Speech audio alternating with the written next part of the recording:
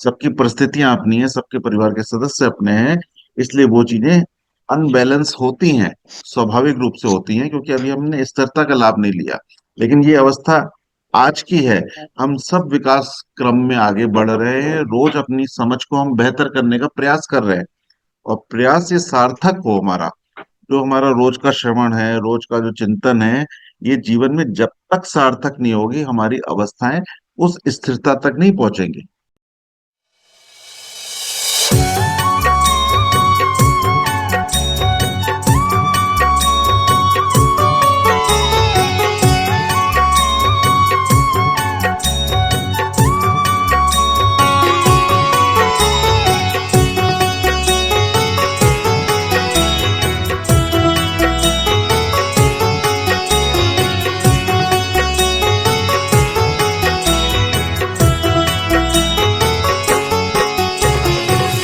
मुझे मेरी हालत दिखाओ हे भगवन, मुझे नाश से तुम बचाओ हे भगवन।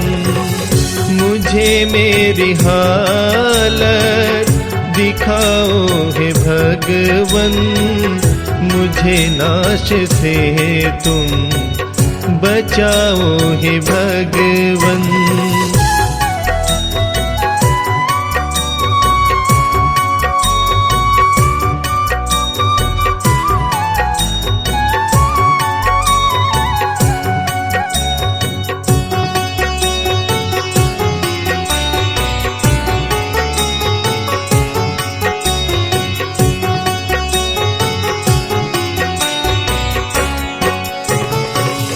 जीवन ज्योति अपनी मुझे दान दे कर, मेरे हित अहित को दिखाओ हे भगवन।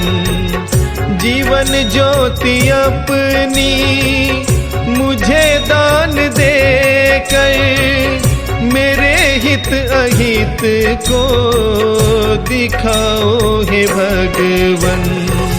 मुझे मेरी हालत दिखाओ हे भगवन, मुझे नाश से तुम बचाओ हे भगवन।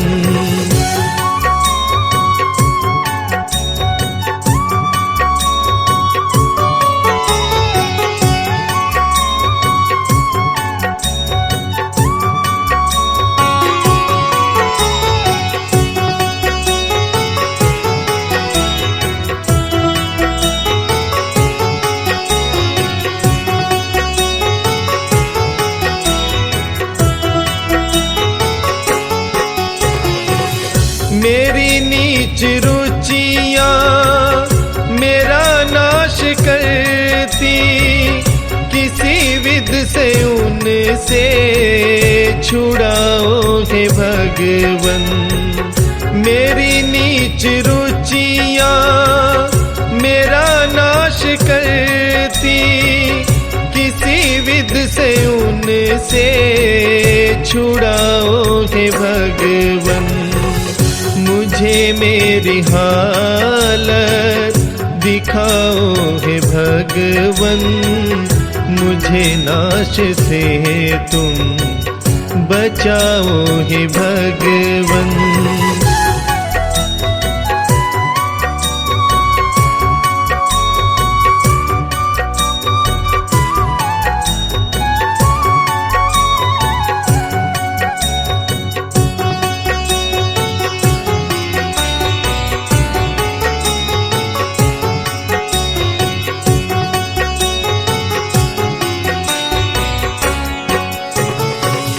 बुराई से कर घृणा उत्पन्न मुझ में, बुराई से मुझको हटाओ हे भगवन।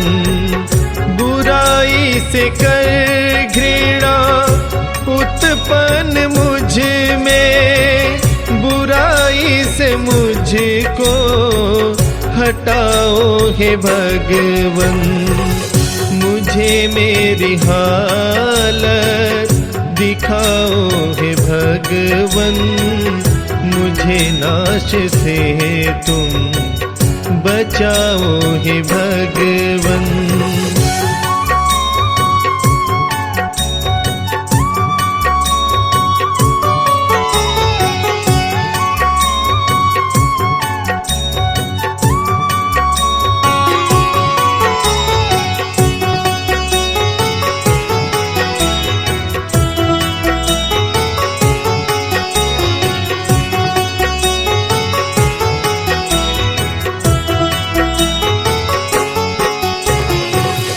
किसी की बुराई ना चाहूं कभी मैं, मेरा हृदय सा बनाओ हे भगवन। किसी की बुराई ना चाहूं कभी मैं, मेरा हृदय सा बनाओ हे भगवन। मुझे मेरी हालत दिखाओ हे भगवन मुझे नाश से तुम बचाओ हे भगवन।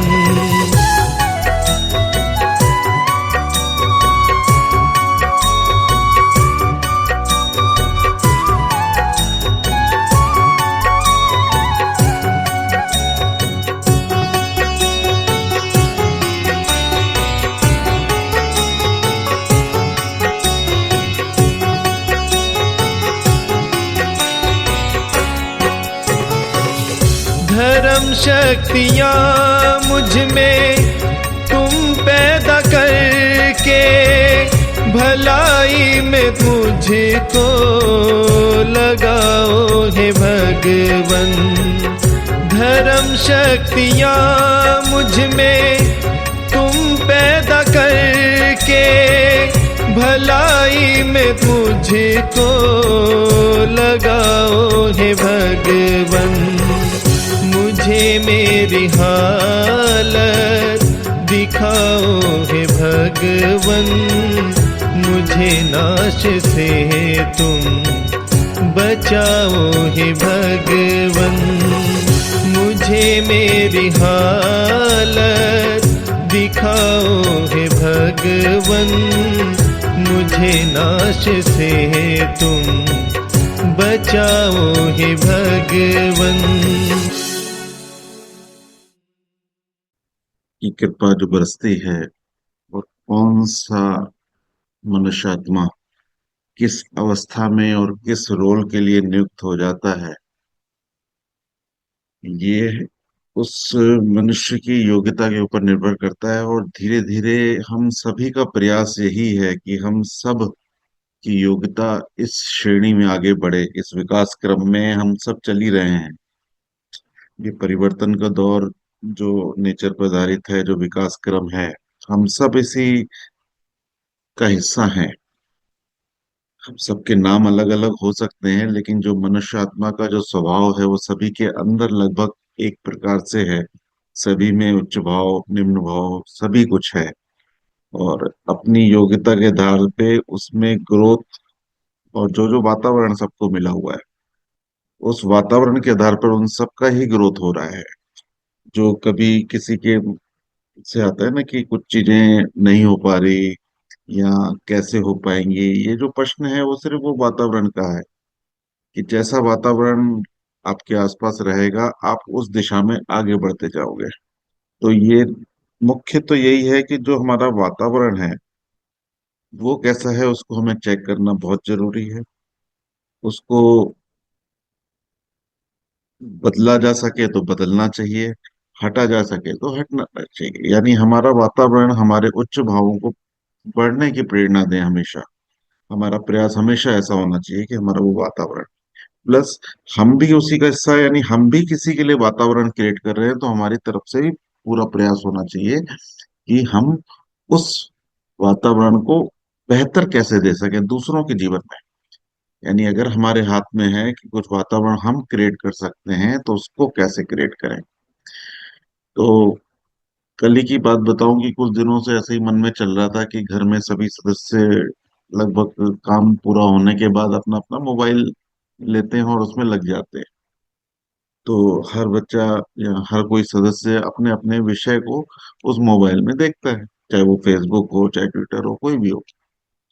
तो कुछ दिनों से ऐसे प्रयास चल रहा था कि इस चीज को कैसे बदला जाए। तो कोविड के दिनों को याद की, तो कोविड के दिनों में हम लोग गेम्स खेलते थे आपस में परिवार में। तो कल कैरम लाने का मौका मिला, कैरम बोर्ड लाए और ये तय किया कि खाने के बाद कम से कम आधे से एक घंटा कैरम बोर्ड खेलेंगे। तो उस एक घंटे में पूरा परिवार बैठा और वो जो बातचीत चली, खेलते खेलते जो हार जीत का सिलसिला हुआ, यानी एक अलग वातावरण बना।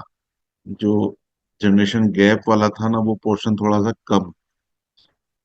तो ऐसा लगा कि कुछ चीजें बदली जा सकती हैं, बस उस पर चिंतन करना है, फैसला करना है। और धीरे धीरे वो मैत्री भाव जितना बच्चों के साथ बढ़ेगा, तो उससे वो हमारे विषय जो हमारे मन में चल रहे हैं, खासतौर से इस समय हम 30-35 जन जुड़े हुए हैं, तो हम लोग जो सुनते हैं ना, जो भी सुन रहे हैं और जो पढ़ रहे हैं, जो भजन सुन रहे हैं, उससे एक हमारे आंतरिक वातावरण में प्रभाव तो पड़ता है। हमारा आंतरिक वातावरण बदलता है, हमारा नजरिया, थोड़ा सा देखने का नजरिया बदलता है।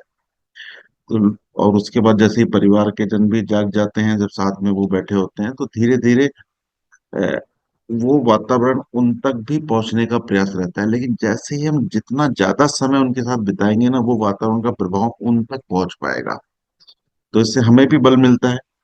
और हमने जो सीखा, जो जाना, जो सुना, उसका जो मंथन चल रहा है, जो चिंतन चल रहा है, वो प्रैक्टिकल हम कैसे देखें। तो वो प्रैक्टिकल भी देखने का मौका उन्हीं के बीच मिलने वाला है। तो इस प्रयास को हम जितना बेहतर कर सकें। सब घर की परिस्थितियां अलग हैं, सब घर के सदस्यों की विचारधाराएं अलग अलग हैं। उनको पढ़ते हुए क्या नया क्रिएटिव निकल के आ रहा है। तो हमारा एक बहुत बड़ा रोल है। भगवान, जैसे श्रीमान जी के माध्यम से आ रहा था ना, भगवान ने हम सबको कोई ना कोई रोल दिया है। हम सबको एक परिवार के अंदर एक सेट किया है और भगवान की शिक्षा हमारे अंदर डाली है। तो एक प्रयास है, समझिए, एक तरह से कह लें, उस सूक्ष्म ताकतों को, सहकारी शक्तियों का, कि हम कैसे उस बात को अपने परिवार में फैलाएं। परिवार में फैला के फिर हम जिन लोगों के बीच में रह रहे हैं, जिन लोगों के बीच में जाते हैं, कहीं मार्केट में जाते हैं, जैसे कल शाम का ही आ रहा तो बैंक की बात आ रही थी, हम कहीं भी जा रहे हैं तो हम उस प्रभाव को कैसे फैलाएं, कैसे उन बातों को हम फैलाएं। जैसे कुछ दिन पहले शशि बहन जी का जो घटनाक्रम आया था, किसी मॉल में जाके कोई नुकसान कर दिया, तो उसको फीलिंग में लिया। तो किस प्रकार भगवान की शिक्षा हमारे से जीवंत होकर इस समाज में फैले। तो हम सबका ये बहुत बड़ा मुख्य रोल है। तो हम आज के विषय में आते हैं। तो जो पिछले दिनों में जो विषय चल रहा था, उसमें हम मुख्य रूप से जो अंतर देख रहे थे, मनुष्यात्मा,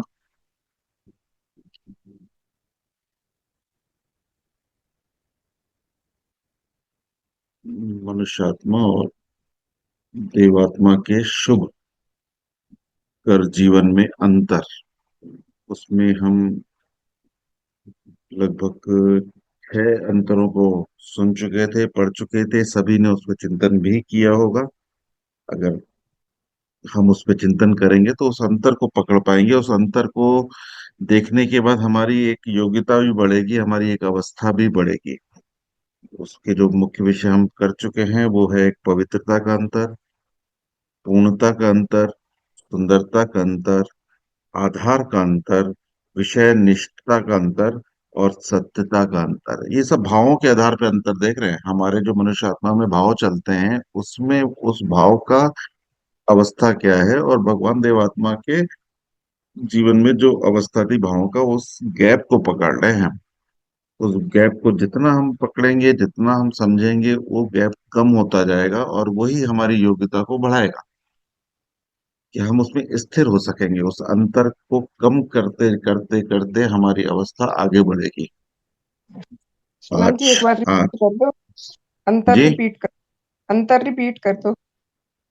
अंतर कौन सा, मतलब जो अभी टॉपिक बताया मैंने, एक पवित्रता का अंतर, हाँ पूर्णता जी, का सारे। अंतर।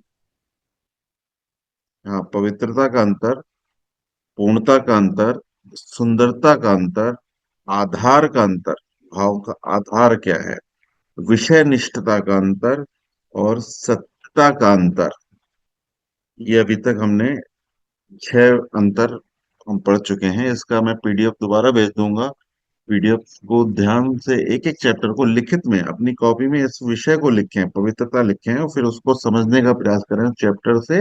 और फिर अपने जीवन में उस पवित्रता का अंतर को महसूस करें कि कहाँ कहाँ हम अ, इस अंतर में ज्यादा है, कम है, और कैसे आगे बढ़ाया जा सकता है। खुद का चिंतन हो। सबका जीवन अपना है, सबकी परिस्थितियां अपनी है, सबके परिवार के सदस्य अपने हैं।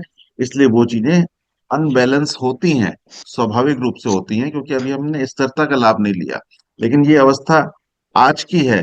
हम सब विकास क्रम में आगे बढ़ रहे हैं, रोज अपनी समझ को हम बेहतर करने का प्रयास कर रहे हैं। और प्रयास ये सार्थक हो हमारा, जो हमारा रोज का श्रवण है, रोज का जो चिंतन है, ये जीवन में जब तक सार्थक नहीं होगी, हमारी अवस्थाएं उस स्थिरता तक नहीं पहुंचेंगी। और वो स्थिरता का अनुभव जो है वो सुख का अनुभव है, वो शुभ का अनुभव है। वही शुभकर जीवन है। उस अवस्था तक ही हमें पहुंचना है, क्योंकि हम अधिकतर शरीर में अटकते हैं, लेकिन इस शरीर को हमारी आत्मा चला रही है। जब तक आत्मा उस उच्चतम अवस्था में स्थिर नहीं होगी, तब तक ये शरीर की चाहना के चक्कर में, उसके सुख के चक्कर में बार बार हिलती रहेगी। तो इस बात को बिल्कुल स्पष्ट समझ लेना है कि हम मुख्य आत्मा ही है। आज जो मैं सुन रहा हूँ, वो सुनने वाला भी वो आत्मा है, शरीर माध्यम है। और जो बता रहा है उसका भी माध्यम मुंह है, उसका जो संवाद आ रहा है, जो आवाज आप तक पहुंच रही है, वो एक माध्यम है, शरीर। लेकिन उसके आत्मा से क्या, उसकी अवस्था के आधार पर चीजें निकल रही हैं, ये चीज निकलनी जरूरी है। एक पुस्तक हम पढ़ते हैं, जब कोई भी लेख पढ़ते हैं, तो जब हम उनके शब्दों को पढ़ रहे हैं तो सिर्फ वो शब्द है, वो शरीर ही ये समझ रहे हैं। लेकिन उस पे जब चिंतन करके हम उसको पढ़ते हैं, तो वो आत्मिक चीजें जुड़ती हैं उससे, वो आत्मा की बात आत्मा तक पहुंचती है। तो इसको जब तक हम उन अध्यायों को खुद पढ़कर चिंतन नहीं करेंगे, चिंतन यानी वो आत्मिक चिंतन हो रहा है, अपने ऊपर चिंतन हो रहा है, तब वो असर आपकी आत्मा में दिखेगा। सिर्फ किसी लाइन को पढ़ लेना, वो अभी आत्मा तक नहीं पहुंची बात। इसलिए उस चीज का गहराई से समझें कि हमारा जो पढ़ना है, जो सुनना है, और जो भी कर रहे हैं, जो भी हम कर रहे हैं, वो आत्मिक अवस्था से हो। हम किसी से व्यवहार भी कर रहे हैं ना, वो भी रिएक्शन हमारा हमारे ईगो पे आधारित ना हो, हमारे आत्मिक रिएक्शन हो कि मेरा आत्मा जो निर्मल है, स्वच्छ है, उससे उस बात का रिएक्शन क्या निकलेगा। उस अवस्था से हमें जीना भी है। और हमारा, समझिए, हमारा जो भी संतुलन है वो उससे ही दिखता है। और संतुलित मनुष्य जो भी आप समाज में देखते हैं, जो संतुलित हैं, वो इधर उधर नहीं होते, मतलब उनमें क्रोध नहीं आता ज्यादा, वो खुशी के माहौल में खुश भी नहीं होते और दुख के माहौल में दुख भी नहीं होते। क्यों? वो आत्मिक जीवन को समझ चुके हैं, उसके आधार पर अपने जीवन को आगे बढ़ रहे हैं। तो इन छयों का मैं पीडीएफ भेजूंगा, तो सबको सभी पढ़कर लिखित चिंतन भी करें। आज का जो विषय है उसको मैं पढ़ता हूँ।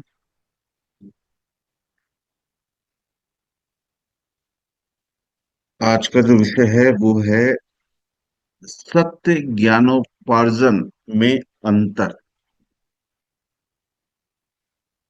तो बहुत ही सुंदर पुस्तक है, बहुत ही विषय ऐसा है कि भगवान की बात को अपने जीवन में समझने का, मेरे को लगता है ये इतनी अच्छी पुस्तक लग रही है। ये अंतर को जब जब समझ में आ रहा है कि मैं खुद अपने में परिवर्तन महसूस कर पा रहा हूँ। आप सब भी अगर इस विषय को ध्यान दे रहे होंगे, तो ये जो 8 विषय हैं, ये आपके जीवन को पूरा परिवर्तित कर सकते हैं 100%। मतलब उसमें संभावना वाली बात नहीं रहेगी, कोशिश वाली बात नहीं रहेगी। जितना इसको आप बार बार पढ़ के खुद के अंदर चिंतन करेंगे, आप बेहतर स्थिति में अपने को पाएंगे। तो पढ़ना शुरू करते हैं। हमने पिछले अध्याय में यह स्पष्ट किया था कि किसी प्रकार मनुष्य के सात्विक व्यवहारों में असत्य और पक्षपात का अंश है। दूसरों के गुणों को सराहने के सात्विक भाव का दृष्टांत लेकर यह बताया था कि किस प्रकार इस सात्विक गुण को रखने वाला जन अपने श्रद्धा भाजन के गुणों के प्रति पक्षपाती हो जाता है।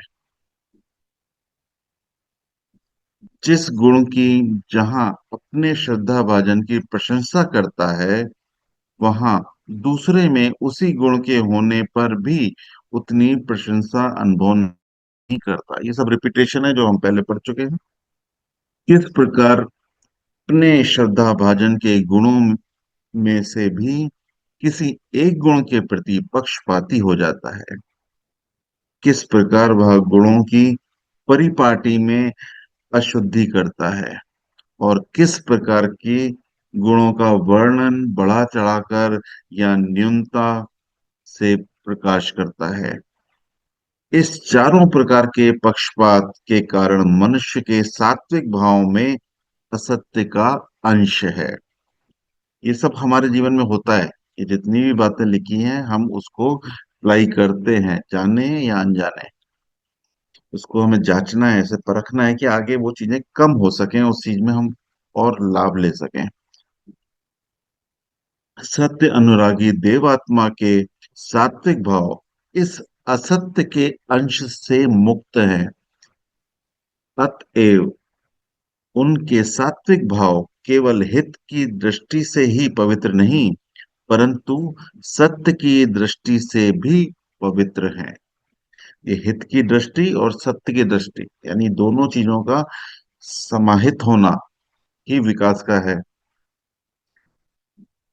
भगवान देवात्मा का सत्य अनुराग सात्विक कोश में यह पहला परिवर्तन कराता है।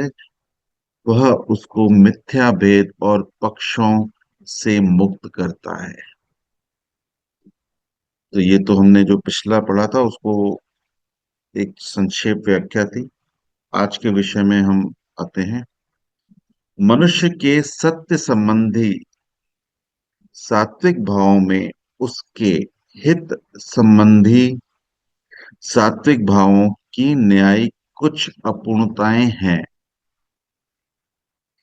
एक एक वैज्ञानिक किसी सत्य को जानने में अपनी सारी शक्तियां लगा देता है, परंतु उस सत्य का प्रकाश करने की कोई प्रेरणा अनुभव नहीं करता। एक एक वैज्ञानिक किसी सत्य को जानने में अपनी सारी शक्तियां लगा देता है, परंतु उस सत्य का प्रचार करने की कोई प्रेरणा नहीं रखता। कोई जन अपने सिद्धांत या वैज्ञानिक सत्य को छाप तो देता है, परंतु उसके प्रचार की प्रेरणा अनुभव नहीं करता।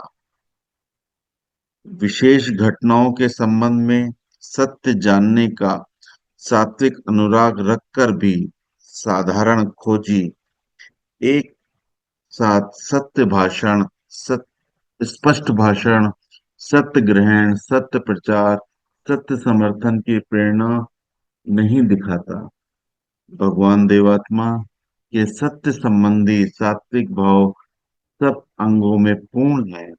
उन्होंने जिस सत्य को देखा उसके प्रति सत्य भाषण, सत्य स्पष्ट भाषण, सत्य ग्रहण, सत्य प्रचार और सत्य समर्थन का व्यवहार दिखाया। यानी इस पैराग्राफ से ये बात समझ में आती है कि कई लोग सत्य को खोजने का प्रयास करते हैं, किसी चीज का अनुभव भी करते हैं, लेकिन वो औरों के भी काम आ सके ऐसी प्रेरणा उसके अंदर से नहीं आती। लेकिन जो देवात्मा की अवस्था है, भगवान देवात्मा की जो अवस्था है, जिस अवस्था के लिए हम प्रयासरत रहते हैं कि हमारा जीवन भी उस दिशा में आगे बढ़ सके, यानी आज जो भी सत्य को हम जान रहे हैं, जिसको जीने का प्रयास कर रहे हैं, उसको एक तो पूर्णता से हम जी पाए। एक तो जितना हम उसको अच्छे से समझेंगे उसका जीना आसान हो जाएगा। और जब जीना आसान हो जाता है, जब हमारे अनुभव में आ जाता है, तो उसको बताना भी आसान होता है। और अंदर से वो इच्छा भी निकलनी चाहिए कि जो चीज मेरे तक पहुंची है, जो मेरे जीवन को परिवर्तित कर रही है, वो दूसरों के जीवन को परिवर्तित कैसे करे। पहले तो ये चीज स्पष्ट हो जानी चाहिए कि इस ज्ञान का मेरे जीवन में क्या क्या लाभ मैं पा रहा हूँ, स्वयं के रूप में, परिवार के रूप में, समाज के रूप में। उस शिक्षा को जी कर मैं क्या लाभ पा रहा हूँ, उसमें मेरी आत्मिक अवस्था कितनी सुंदर होती जा रही है, ये मेरे को महसूस होना चाहिए। क्योंकि हम इसको जी रहे हैं। हम रोज जो सुनते हैं जाने अनजाने, वो सब हमारे जीवन में आ रहा है, सब हमारे जीवन में जुड़ रहा है। आगे अगला पैराग्राफ पढ़ते हैं। मनुष्य के सत्य संबंधी सात्विक भाव में एक और अपूर्णता भी है। इसको भी समझते हैं, कौन सी अपूर्णता है। एक वैज्ञानिक किसी एक या दूसरे क्षेत्र में सत्य ज्ञान खोज और उपार्जन का सात्विक भाव रखता है। उसके संबंध में वह अपनी सब शक्तियों को लगाता है। मान लीजिए कि वह इस क्षेत्र के संबंध में सत्य भाषण, स्पष्ट भाषण, सत्य ग्रहण, सत्य प्रचार और सत्य समर्थन के भाव रखता है, तब भी उसमें अपूर्णता रह जाती है। जहां वह विशेष क्षेत्र के प्रति सत्य व्यवहार दिखाता है, वहां वह दूसरे क्षेत्रों के संबंध में यह प्रेरणा नहीं दिखाता। एक वैज्ञानिक जहां अपने क्षेत्र में वैज्ञानिक विधि का प्रयोग करता है, वहां वह अपने धर्म विश्वासों के प्रति उस विधि का प्रयोग नहीं करता। अपने रीति रिवाजों, अनुष्ठानों आदि की वैज्ञानिक विधि से परख नहीं करता। इस कारण उसका जीवन एक या दूसरे पक्ष में तो सत्य व्यवहार दिखाता है, परंतु बाकी जीवन के पक्षों में उसका व्यवहार असत्य मूलक अंश रहता है। सभी को स्पष्ट हुआ होगा कि जो वैज्ञानिक है ना, तो उसे विज्ञान का बहुत वो रहता है। आज कोई भी साइंटिस्ट वगैरह हैं, तो वो क्या करते हैं, साइंस के आधार पे ही हर चीज को जांचते हैं। ठीक है। अब वही बंदा जब घर से निकलता है तो कई ऐसी मिथ्यामूलक चीजों को करके निकलता है, वो साइंस को उसमें अप्लाई नहीं करता कि ये बात साइंटिफिक है कि नहीं है। वो उसमें मान्यताओं पे फिर भी अटका रहता है, उसको उस दिशा में नहीं यूज करता, जबकि उसका ज्ञान साइंस के आधार पर है। उसका जीवन, उसकी इनकम, उसका सब कुछ, उसका परिवार का पालन पोषण उस साइंस के बेस पर है। लेकिन फिर भी कई चीजों में वो मान्यताओं को मान लेता है। इस प्रकार से वो अपने किसी भी ज्ञान का उपयोग सब दिशाओं में एक साथ नहीं कर रहा।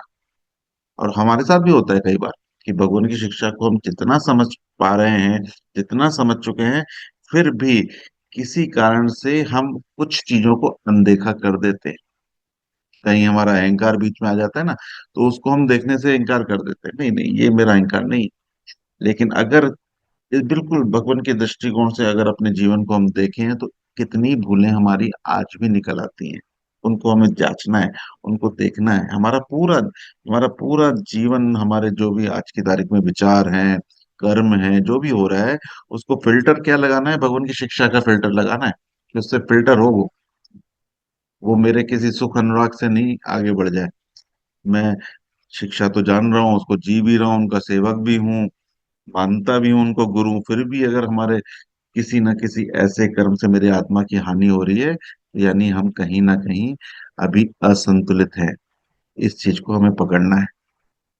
अगला पैराग्राफ पढ़ते हैं। देवात्मा का सत्य अनुराग उनके सारे जीवन का नियम है। देवात्मा का सत्य अनुराग उनके सारे जीवन का नियम है, उनके प्रत्येक विचार और व्यवहार का नियम है। इस नियम का उनके जीवन के प्रत्येक कोने पर अधिकार है। समझिएगा, ये अंतर जो है ना, ये अगर पकड़ में आ गया ना, तो बस। इसलिए उनका पूर्ण जीवन सत्य से ज्योतिर्मान है। मनुष्य के सत्य संबंधी सात्विक जीवन को यह अधिकार नहीं। अब इस अंतर को बताया जा रहा है कि मनुष्य आत्मा और देवात्मा का अंतर, कि जो देवात्मा का स्वभाव है वो सत्य अनुराग उनके सारे जीवन का नियम है। पूरे जीवन का जो भी वो कार्य कर रहे हैं उसमें वो सत्य अनुराग शामिल है। और मनुष्य में ये ऐसा नहीं है, और हम लोग विकास क्रम में आगे बढ़ रहे हैं। यानी हम उस मनुष्य आत्मा की उस श्रेणी को छोड़कर आगे की ओर बढ़ रहे हैं। छोड़ रहे हैं। भगवान जो बोल रहे हैं मनुष्यात्मा में ये नहीं है, लेकिन हम उसको छोड़ते हुए जा रहे हैं। हम अपने ज्ञान और अपने समझ को बढ़ाते हुए उस दिशा में आगे बढ़ रहे हैं, यानी जो जो अंतर है उसको धीरे धीरे खत्म करने का प्रयास कर रहे हैं। जैसे पहले भी बताया था ना, हम किसी ऐसी ट्रेन में बैठे हैं जो एक लक्ष्य की तरफ जा रही है, और जब भी हम उसको देखते हैं, समय हो जाता है, तो हम देखते हैं दूरी कम होती जा रही है। धीरे धीरे हम उस लक्ष्य की तरफ बढ़ते जा रहे हैं अपनी समझ को बढ़ाते हुए। अब अगले पॉइंट पे हम आते हैं। मनुष्य का अहम, ये देखिएगा, इसको जरूर ध्यान करिएगा। मनुष्य का अहम प्रेम सत्य ज्ञान ग्रहण करने में बहुत रुकावट बना है। उसका जो अहंकार है ना, उससे बहुत स्नेह है मनुष्य को, प्रत्येक मनुष्य को, हमें भी है। अपने अहंकार को हम नीचे नहीं होने देते। हमारा अहंकार हमेशा बैलेंस ऊपर ही रहे। अगर कहीं भी हमें ऐसा लगा कि हमारा अहंकार हो रहा है, तो वो हम उस जगह से उठ जाते हैं, भले वहां जितनी भी ज्ञान की बातें बताई जा रही हो, जितना भी उसमें मेरा भला हो रहा हो, लेकिन मेरे अहंकार को चोट पड़ गई ना, तो मैं वहां से निकल जाता हूँ। विज्ञान का इतिहास इस बात का साक्षी है। जब विज्ञान में यह सत्य प्रकट किया कि मनुष्य पशु जगत से विकसित हुआ है, तो साधारण मनुष्य इस सत्य को ग्रहण करने का तैयार नहीं था। इसके कई कारण थे। एक कारण यह था कि यह सत्य उसके धर्म विश्वासों के विरुद्ध था, जिसके प्रति वह पक्षपात रखता था। इसका दूसरा कारण यह था कि यह सत्य मनुष्य के अहम पर ठेस था। मनुष्य का ये अहंकार था, मुझे बनाने वाला कोई और है, ये उसका अहंकार था। और जब वो उसको बता दिएगा तुम तो पशु से विकसित होते हुए आए हो, तो उसको मानने को तैयार नहीं हो। मनुष्य ने इसमें गौरव समझ रखा था कि वह सच्चिदानंद ब्रह्मा का अंश है, या उसे पैदा करने वाला सर्वज्ञानी, सर्वश्रेष्ठ और सर्वशक्तिमान ईश्वर है।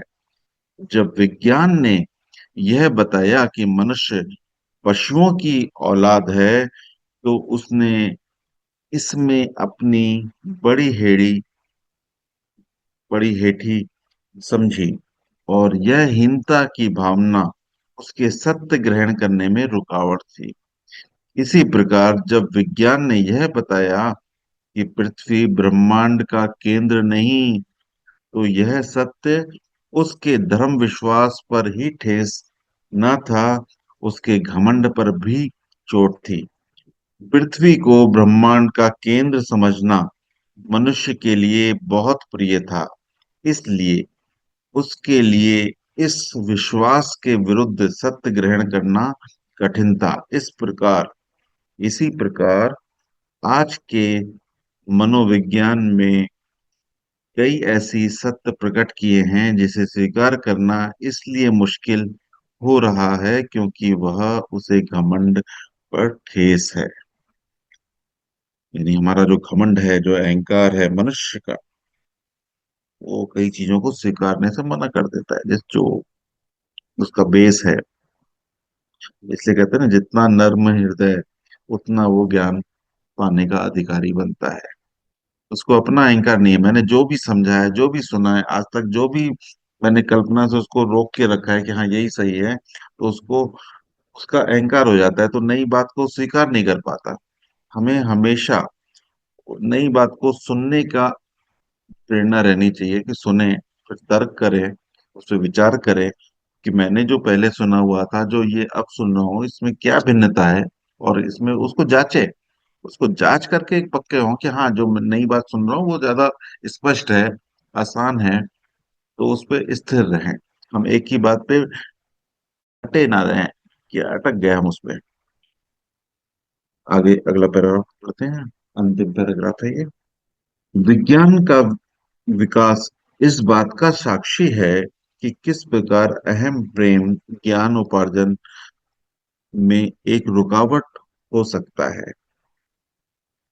कल का जो विषय चल रहा था वो भी इसी पर था, जो बदलाव श्री अनुराग जी द्वारा जो विषय चल रहा था। विज्ञान का विषय इस बात का साक्षी है कि किस प्रकार अहम प्रेम का ज्ञान उपार्जन में एक रुकावट हो सकता है।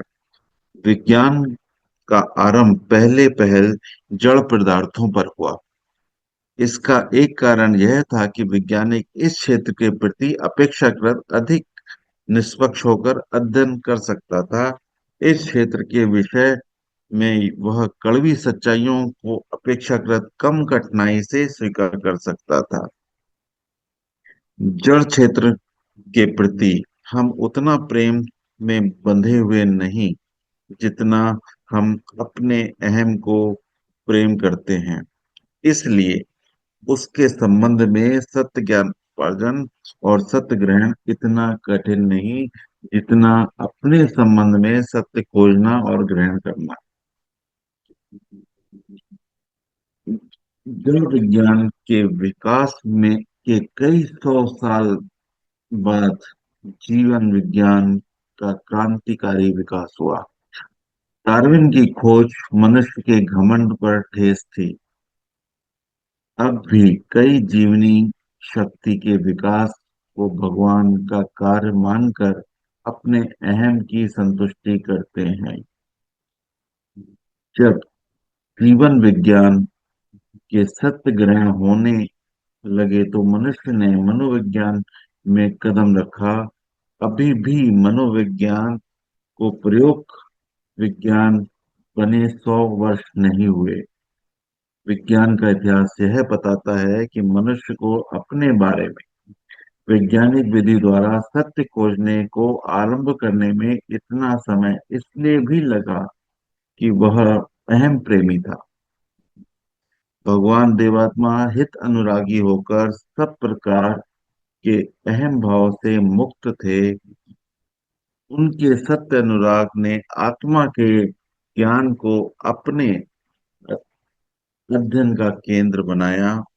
जिस रूप में उन्होंने इसका अध्ययन किया, इसका वर्णन हम अगले अध्याय में जानेंगे। तो ये जो अंतिम पैराग्राफ पढ़ा तो उसमें ये बात स्पष्ट होती है कि जब विज्ञान ने खोज की तो ये भौतिक पदार्थों पर ज्यादा की, कि उसमें कोई रुकावट नहीं थी क्योंकि मनुष्य का अहंकार उससे जुड़ा हुआ नहीं था। अहंकार जुड़ा हुआ नहीं था इसलिए जांच की गई, उसके रिजल्ट को माना भी गया कि उससे मनुष्य का अहंकार नहीं था। इसलिए आत्मा की जो खोज हुई ना, वो भी इसीलिए नहीं हो पाई क्योंकि उसमें अहंकार जुड़ा हुआ था। उसमें कोई ना कोई मान्यताएं सदियों से चली आ रही थी, इसलिए उसकी ना खोज करने की किसी में हिम्मत थी, ना ही वो अब उन चीजों को तोड़ पाए। भगवान देवात्मा में यही एक बेसिक अंतर था कि उसमें एक तो अहंकार नहीं था। तो जब आत्मा की खोज कर रहे हैं तो आत्मा की बुराइयां दिखेंगी, स्वाभाविक है। आज जब हम घर में सफाई करते हैं ना, तो घर में सफाई जब करते हैं तो जो चीजें वेस्ट होती हैं हम कैसे निकाल देते हैं, तो उसके प्रति हमारा अहंकार नहीं होता। लेकिन कभी कभी देखेंगे ना, हमारे मम्मी की कोई चीज पड़ी हो, हमारे पिताजी की कोई चीज पड़ी हो, तो उसमें हमारा एक अरे हमारे पिताजी का है ना, इसको संभाल के रखना है, ये उन्होंने दिया था मेरे को, उसको संभाल के रखना है। तो उसमें कहीं ना कहीं हमारा प्रेम कह लें या अहंकार कह लें या कोई चीज है उससे जुड़ा के रखती है, उसका मोह हमें छोड़ने नहीं देता। लेकिन बाहर की जिन चीजों में हमारा मोह नहीं रहता ना, उसको हम गंदा समझते हैं, गंदा समझ के बाहर डस्टबिन में डाल देते हैं, डस्टबिन को बाहर भिजवा देते हैं, भाई ये घर में नहीं होना चाहिए। लेकिन जब आत्मा की बात होती है कि हमें आत्मा की सफाई करनी है, तो कुछ पल अपने अंदर की आत्मा की गंदगी को देखें कि आज की तारीख में भी कई ऐसी चीजें हैं क्या मेरी आत्मा में, मेरे स्वयं की आत्मा में, जो मेरे अहंकार के कारण मैं उसको अपना बना के रखा हूं। अब ये अहंकार रहेगा तो वो तो हमारा बना ही रहेगा। यानी सबसे पहले तो हमें उस अहंकार से मुक्त होना है कि जो मेरी आत्मा है वो बिल्कुल साफ सुथरी हो। जैसे मैं अपने घर को रखना चाहता हूँ, जैसे मैं अपने कपड़ों को रखना चाहता हूँ, वैसा स्वच्छ मेरी आत्मा भी रहे। और अगर अहंकार ने उस बुराई को देखने से मना कर दिया मेरे खुद के दर्शन में, मैं जब खुद को देख रहा हूँ, तो वो बुराई कैसे मैं हटा सकता हूँ, क्योंकि मेरा अहंकार उसको देखने ही नहीं दे रहा। मेरा चाहे भाई के प्रति व्यवहार हो, मेरे बच्चों के प्रति व्यवहार हो, मेरे संबंधियों के प्रति व्यवहार हो, समाज के प्रति व्यवहार हो, किसी धर्म के प्रति जो व्यवहार हो, कैसा भी, कहीं ना कहीं अगर उस दोष को मैं देख रहा हूँ या मेरे में कोई घृणा है, उससे संबंधित ईर्ष्या है, जलन होती है, तो जितने भी निम्न भाव हैं वो अगर मैं नहीं देख पा रहा हमारे आत्मा के, तो वो कैसे कम होंगे। यानी हमें तो सबसे पहले अहंकार मुक्त होना है। हमें उन सब बातों को स्वीकार करने की अवस्था में आना है कि हाँ, ये कमी तो मेरे में है। अब ये कमी है तो उस कमी को हटाने का प्रयास भगवान कर ही रहे हैं।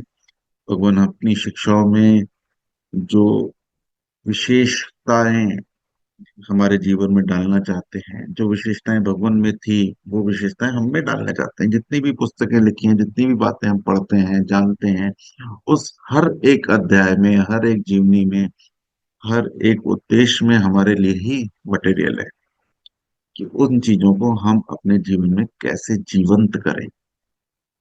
और जितना स्पष्ट हम इस बात को समझते जाएंगे, हमारा जीवन परिवर्तित होता जाएगा। और जीवन परिवर्तन की प्रत्येक घटना जो हमें उच्च की तरफ ले जा रही है, विकास की तरफ ले जा रही है, वो एक नया वातावरण बनाएगी मेरे लिए, मेरे परिवार के लिए। इस परिवर्तन में हम निरंतर चल सकें। और आज का यह वाला चैप्टर यहीं समाप्त हुआ है। इसके बाद अंतिम रहेगा वैज्ञानिक ज्ञान में अंतर। ये अंतिम रहेगा। शुभ हो शुभ हो शुभ हो शुभ